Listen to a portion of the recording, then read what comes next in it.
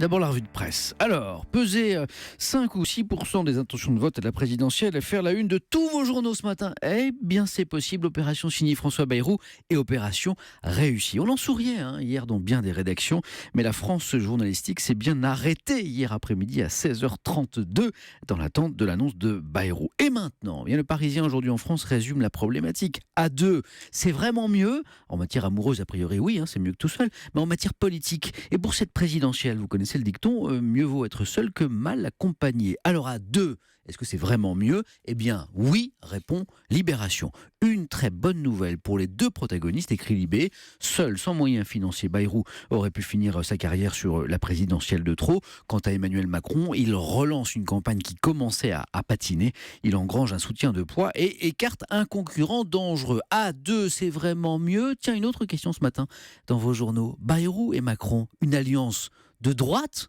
ou de gauche ? Ça dépend du journal que vous lisez.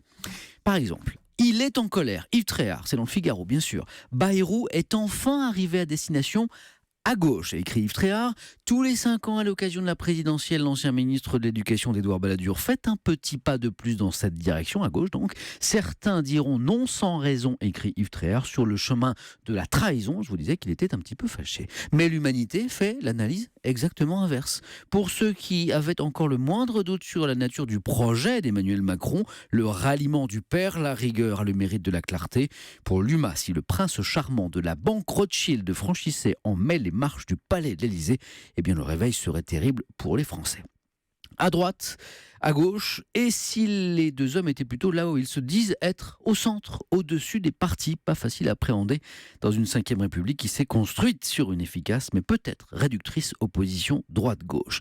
Macron a parlé d'un tournant dans cette présidentielle hier. Les Échos sont d'accord. Bayrou vient de porter un coup terrible à François Fillon, qui venait tout juste de dépasser ses ennuis judiciaires. Bayrou et Macron font alliance, ça c'est une chose, mais la selle sur la moralité. Au fond, écrivent les Échos ce matin, Bayrou se sacrifie moins pour Macron que pour son attachement de toujours à une conception morale de la politique. C'est pour cela qu'il fait mal. Bayrou et Macron, on y revient dans un instant avec vous, Bruno Jeudi.